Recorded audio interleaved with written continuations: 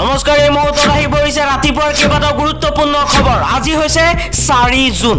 অসমৰ লগতে ভাৰতৰ বিভিন্ন প্ৰান্তৰ পৰা এনে ধৰণৰ খবৰসমূহ নিতৌ চাবৰ কাৰণে চেনেলটো সাবস্ক্ৰাইব কৰি ভিডিঅটোত এটা লাইক কৰি দিব এই মুহূৰ্তত জনাইছো এটা ব্ৰেকিং নিউজ মুছলমান মহিলা সন্তান জন্ম দিয়াৰ কাৰখানা এবাৰ অশালীন মন্তব্য কৰি গ্ৰেপ্তাৰ হ'ল আৰএছএছ নেতা মুছলমান মহিলাৰ বিষয়ে অপমানজনক মন্তব্য কৰি সাম্প্ৰদায়িক মন্তব্য কৰি ৰঙাগড়ৰ বাট সুগম হল এগৰাকী আৰএছএছ নেতাৰ সামাজিক মাধ্যমত মুছলমান মহিলাৰ বিষয়ে বিতৰ্কিত অপমানজনক মন্তব্য কৰি কাৰ্টুন শেয়াৰ কৰাৰ বাবে কৰ্ণাটক আৰক্ষীয়ে গ্ৰেপ্তাৰ কৰিছে আৰএছএছৰ নেতাগৰাকীক ৰাজু তুম্বক নামৰ এই আৰএছএছ নেতাজনে বৃহস্পতিবাৰে সোশ্যাল মিডিয়াত এটা কাৰ্টুন পোষ্ট কৰিছিল এই পোষ্টটোত তেওঁ মুছলমান মহিলাসকলক সন্তান জন্ম দিয়া কাৰখানা হিচাপে অভিহিত কৰিছিল উক্ত পোষ্টটো ভাইৰেল হোৱাৰ পিছতে ৰায়চুৰ জিলাৰ মুছলমান সম্প্ৰদায়ৰ লোকসকলে তীব্ৰ প্ৰতিবাদী কাৰ্যসূচী ৰূপায়ণ কৰে প্ৰতিবাদীসকলে থানা ঘেৰাও কৰি ৰাজু তুম্বকক গ্ৰেপ্তাৰ কৰিবলৈ আৰক্ষীক 24 ঘণ্টা সময় বান্ধি দিয়ে আৰু 24 ঘণ্টাৰ ভিতৰতেই এই আৰএছএছ নেতাগৰাকীক গ্ৰেপ্তাৰ কৰা হয় পৰৱৰ্তী খবৰটো হৈছে এছআই জুনমণি ৰাভাৰ মৃত্যুৰ উচিত তদন্তৰ দাবীত অসমীয়া মহিলা মঞ্চৰ প্ৰতিবাদ ৰাজ্যখনত চলি থকা এটাৰ পাছত আনটো ঘটনাৰ সত্ত্বেও উৰ পৰা নাই জুনমণি ৰাভাৰ মৃত্যুৰ প্ৰসংগ ৰাজ্য চৰকাৰৰ গৃহ বিভাগৰ লগতে আৰক্ষী প্ৰশাসনক কপাই যোৱা জুনমণি ৰাভাৰ মৃত্যুৰ প্ৰকৃত কাৰণ কি হিয়া এতিয়াও স্পষ্ট হোৱা নাই যদিও গৰিষ্ঠ সংখ্যক লোকে ইয়া এক হত্যাকাণ্ড বুলি মত পোষণ কৰি আহিছে যাৰ ফলশ্ৰুতিত সিআইডিৰ পৰা এই মৃতকৰ অনুসন্ধান সিবিআইক প্ৰদান কৰা হ'ল যদিও জুনমণিৰ মৃত্যুৰ উচিত তদন্ত বিচাৰি অব্যাহত আছে বিভিন্ন প্ৰতিবাদ তথা দাবী আন এটা খবৰ হৈছে বিদ্যুতৰ মাচুল বৃদ্ধিয়ে বুজাই বিজেপি লুণ্ঠনকাৰীৰ দল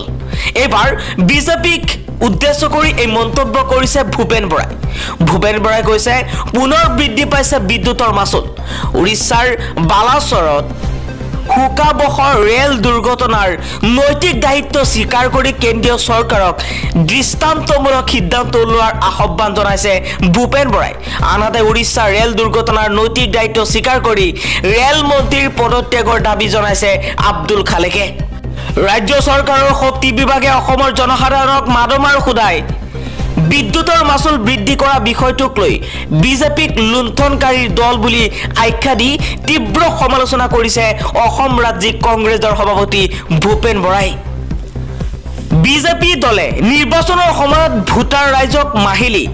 30 ইউনিট বিদ্যুৎ বিল বিনামূলীয়া কৰাৰ লগতে 24 ঘণ্টা বিদ্যুৎ যোগান ধৰাৰ প্ৰতিশ্ৰুতি দিছিল কিন্তু আজি সেই প্ৰতিশ্ৰুতি কলৈ গ'ল 30 ইউনিট বিদ্যুৎ বিল কিয় বিনামূলীয়া কৰা নাই অসম চৰকাৰে কিয় 24 ঘণ্টা বিদ্যুৎ যোগান ধৰিবলৈ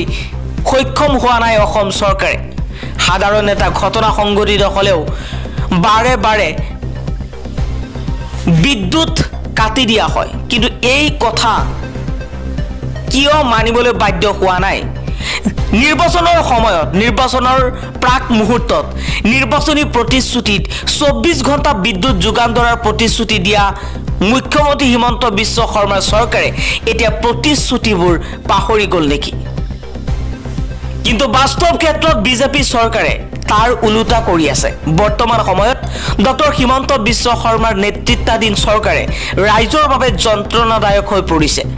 চৰকাৰে অৰুণোদয়ৰ নামত 1500 টকাকৈ দি বিদ্যুৎ মাচুল প্ৰতি ইউনিটত 70 পইচাকৈ বৃদ্ধি কৰি বিজেপি চৰকাৰে ৰাইজৰ পকেট মৰাৰ কাম কৰিছে বুলি মন্তব্য কৰিছে ভূপেন বৰাই ৰাজস্থানত 100 ইউনিট আৰু কৰ্ণাটকত 200 ইউনিট বিদ্যুৎ মাচুল ৰেহাই দিছে কংগ্ৰেছ চৰকাৰে কংগ্ৰেছ শাসিত ৰাজ্যবোৰত যদি এই ৰেহাই দিব পাৰে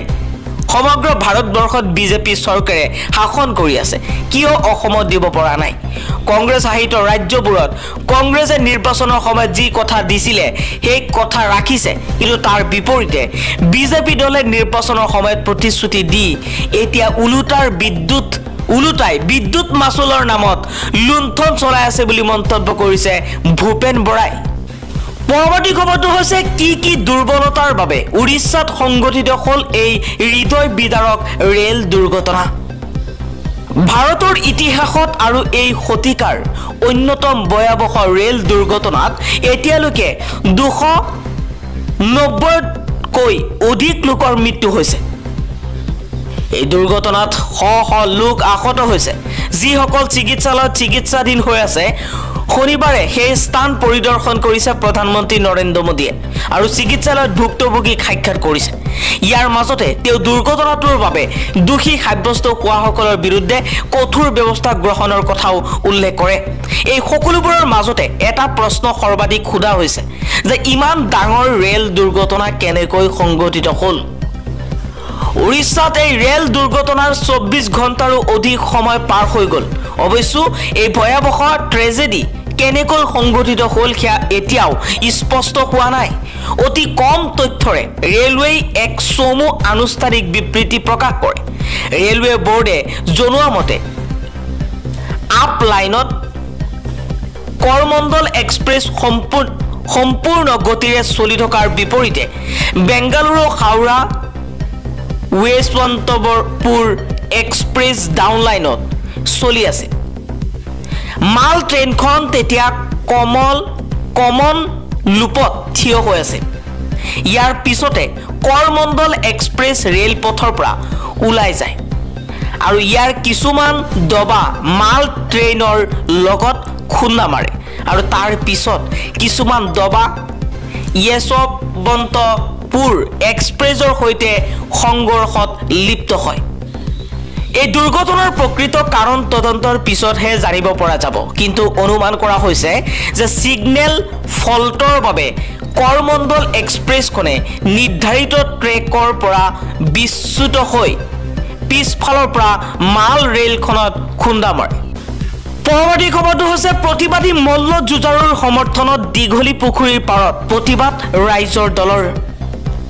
দীৰ্ঘদিন ধৰি ভাৰতীয় মল্ল যুঁজাৰু ফেডাৰেশ্যনৰ সভাপতি ব্ৰিজভূষণ চৰণ সিঙৰ বিৰুদ্ধে যৌন নিৰ্যাতনৰ অভিযোগ তুলি প্ৰতিবাদ সাব্যস্ত কৰি অহা ভাৰতৰ তাৰকা মল্ল যুঁজাৰুসকলৰ সমৰ্থনত গুৱাহাটী দীঘলী পুখুৰীৰ পাৰত এক শান্তিপূৰ্ণ প্ৰতিবাদ সাব্যস্ত কৰে ৰাইজৰ দলে। দেশৰ ৰাজধানী দিল্লীত অলিম্পিয়ান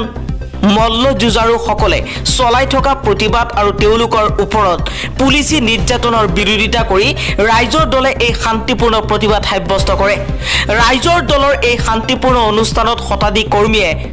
মমবাতি জ্বলাই মল্ল যুঁজাৰুৰ দাবীৰ প্ৰতি পূৰ্ণ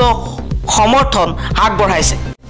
এই মুহূৰ্তত জনাইছো এটা গুৰুত্বপূৰ্ণ খবৰ। পুনৰবাৰ ঋণ ল'ব হিমন্ত বিশ্ব শৰ্মাৰ চৰকাৰে। 6 জুনত পুনৰ 1000 কোটি টকা ঋণ ল'বলৈ প্ৰস্তুতি চলাইছে হিমন্ত বিশ্ব শৰ্মাৰ চৰকাৰে। যি সময়ত ঋণৰ বোজাত পুত গৈছে অসম, তেনে সময়তে পুনৰ ঋণ লোৱাৰ প্ৰস্তুতি চলাইছে হিমন্ত বিশ্ব শৰ্মাৰ চৰকাৰে। পুনৰ 6 জুনত 1000 কোটি টকা ঋণ ল'বলৈ প্ৰস্তুতি হিমন্ত বিশ্ব শৰ্মাৰ।